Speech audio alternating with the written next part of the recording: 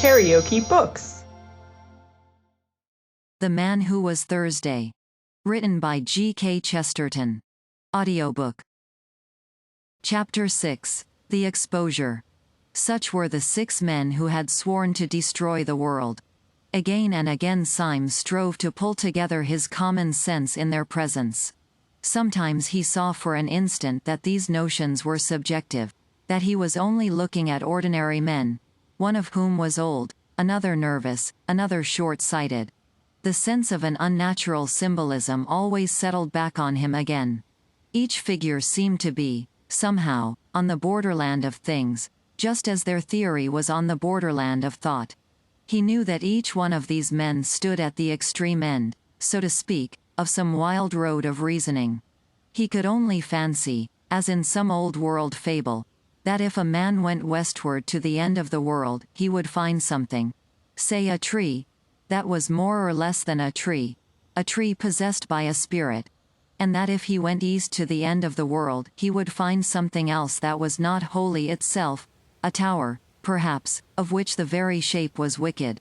So these figures seemed to stand up, violent and unaccountable, against an ultimate horizon, visions from the verge. The ends of the earth were closing in. Talk had been going on steadily as he took in the scene, and not the least of the contrasts of that bewildering breakfast table was the contrast between the easy and unobtrusive tone of talk and its terrible purport. They were deep in the discussion of an actual and immediate plot. The waiter downstairs had spoken quite correctly when he said that they were talking about bombs and kings. Only 3 days afterwards the Tsar was to meet the President of the French Republic in Paris, and over their bacon and eggs upon their sunny balcony these beaming gentlemen had decided how both should die. Even the instrument was chosen. The black-bearded Marquis, it appeared, was to carry the bomb. Ordinarily speaking, the proximity of this positive and objective crime would have sobered Syme, and cured him of all his merely mystical tremors. He would have thought of nothing but the need of saving at least 2 human bodies from being ripped in pieces with iron and roaring gas. But the truth was that by this time he had begun to feel a third kind of fear, more piercing and practical than either his moral revulsion or his social responsibility. Very simply, he had no fear to spare for the French president or the Tsar. He had begun to fear for himself. Most of the talkers took little heed of him, debating now with their faces closer together, and almost uniformly grave, save when for an instant the smile of the secretary ran aslant across his face as the jagged lightning runs aslant across the sky. But there was one persistent thing which first troubled Syme and at last terrified him. The president was always looking at him, steadily, and with a great and baffling interest. The enormous man was quite quiet, but his blue eyes stood out of his head, and they were always fixed on Syme.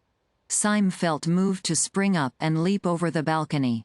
When the president's eyes were on him he felt as if he were made of glass. He had hardly the shred of a doubt that in some silent and extraordinary way Sunday had found out that he was a spy. He looked over the edge of the balcony, and saw a policeman, standing abstractedly just beneath, staring at the bright railings and the sunlit trees. Then there fell upon him the great temptation that was to torment him for many days.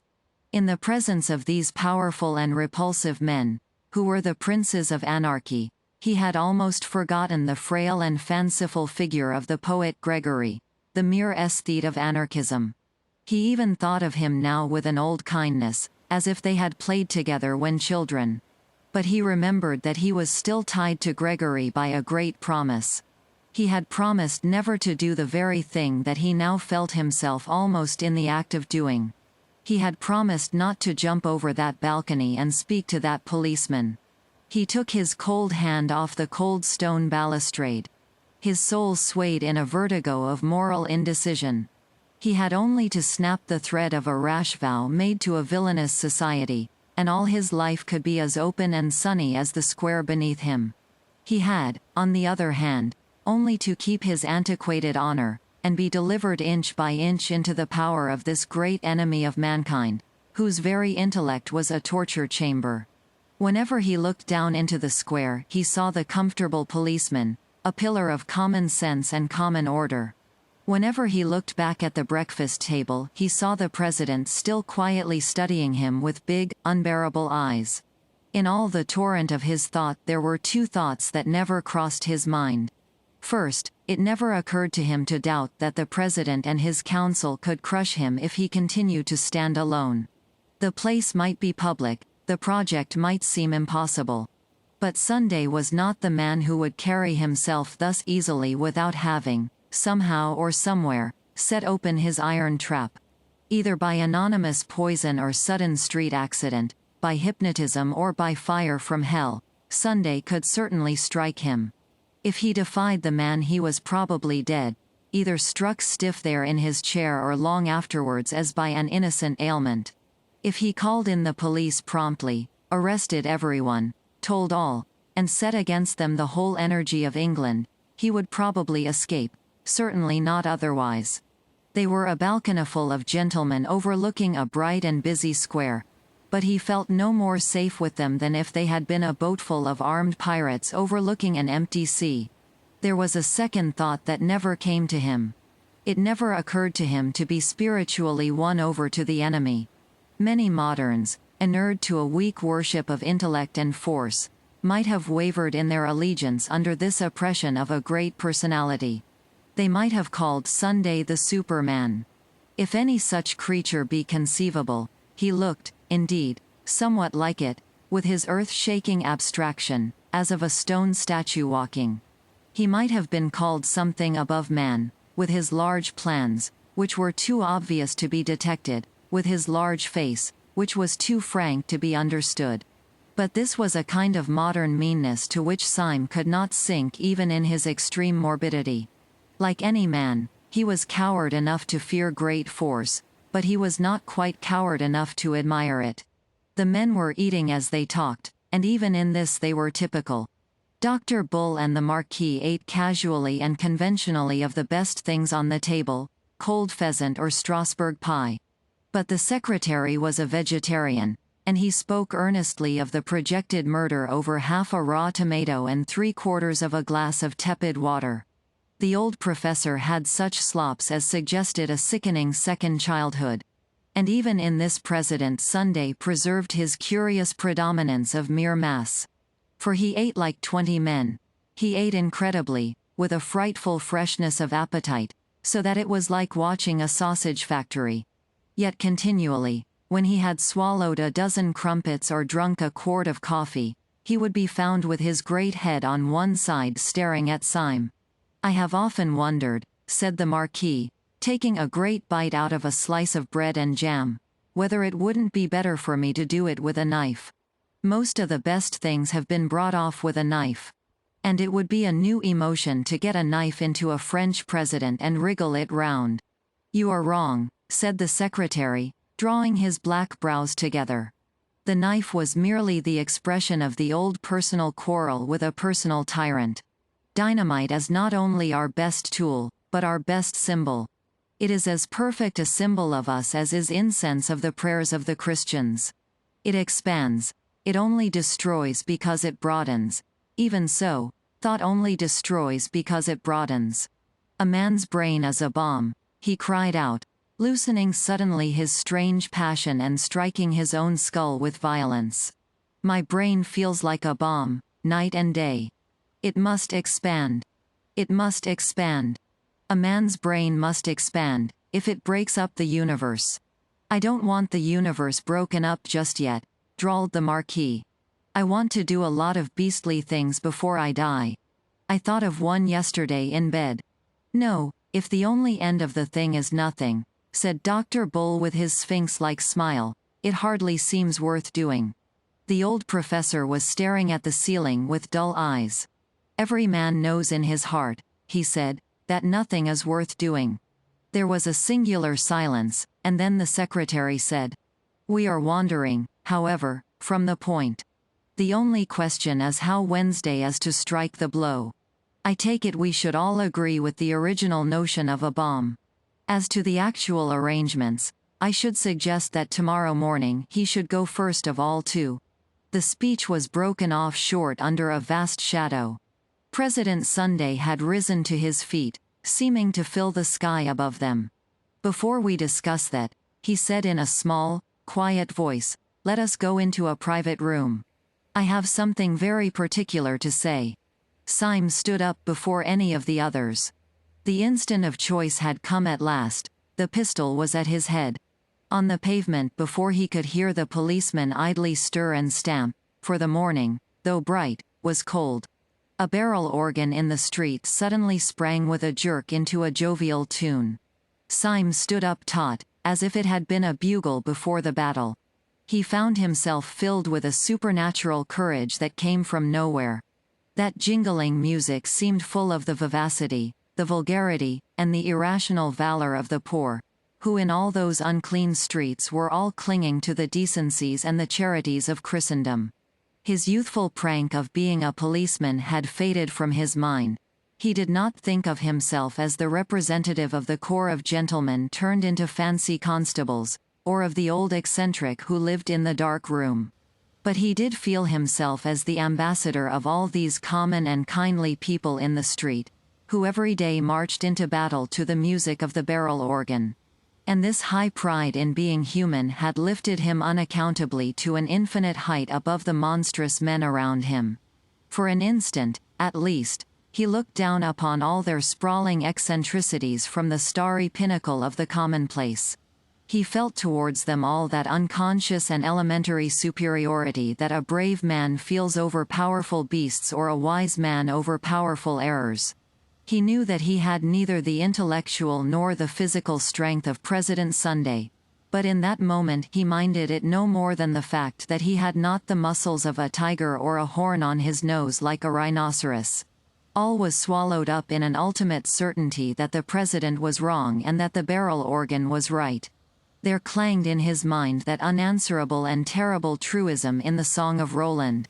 Piens ont tort et chrétiens ont droit, which in the old nasal French has the clang and groan of great iron.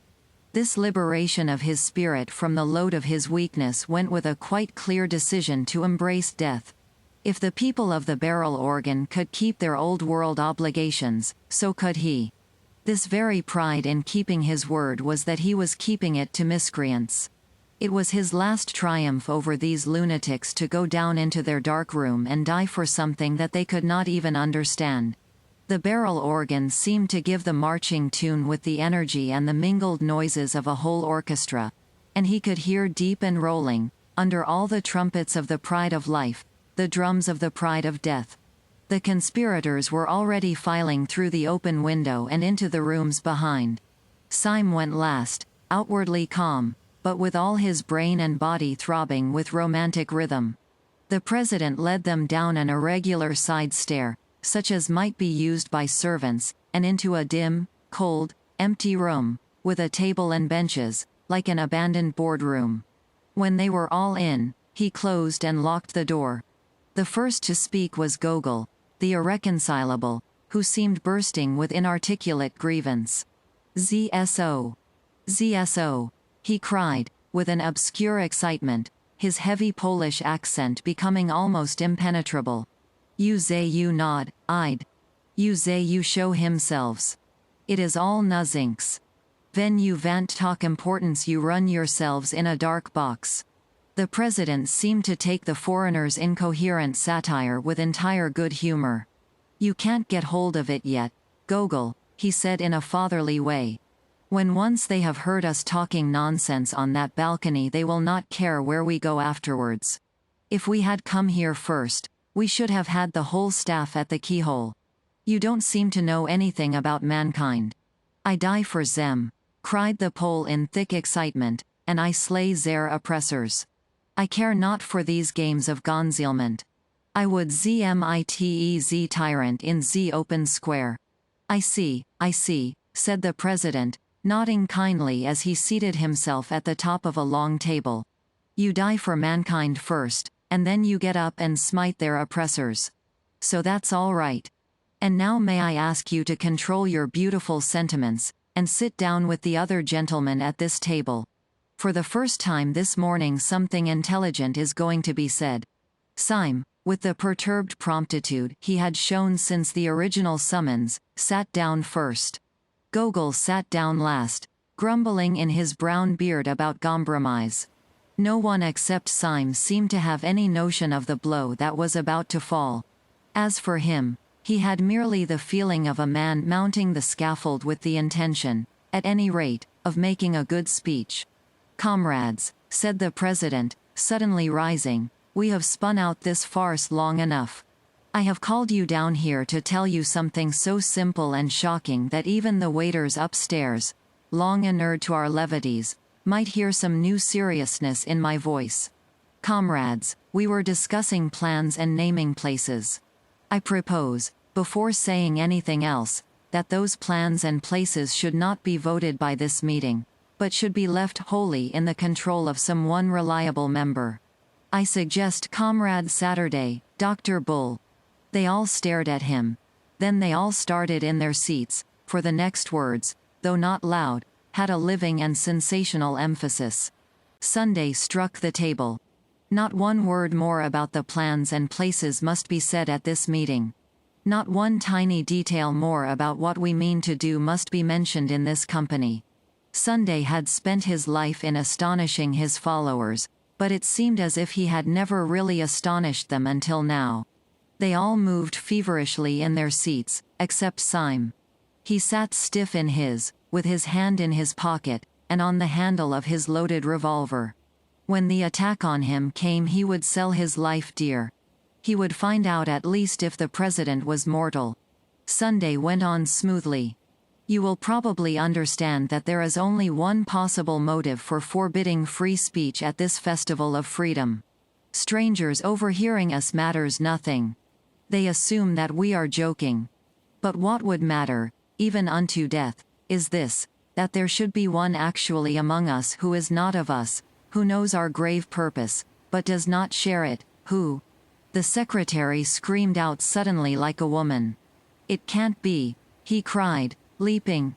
"There can't." The president flapped his large flat hand on the table like the fin of some huge fish. "Yes," he said slowly, "there is a spy in this room. There is a traitor at this table. I will waste no more words. His name—" Syme half rose from his seat, his finger firm on the trigger. "His name is Gogol," said the president. "He is that hairy humbug over there who pretends to be a Pole." Gogol sprang to his feet, a pistol in each hand. With the same flash 3 men sprang at his throat. Even the professor made an effort to rise. But Syme saw little of the scene, for he was blinded with a beneficent darkness. He had sunk down into his seat shuddering, in a palsy of passionate relief. KaraokeBooks.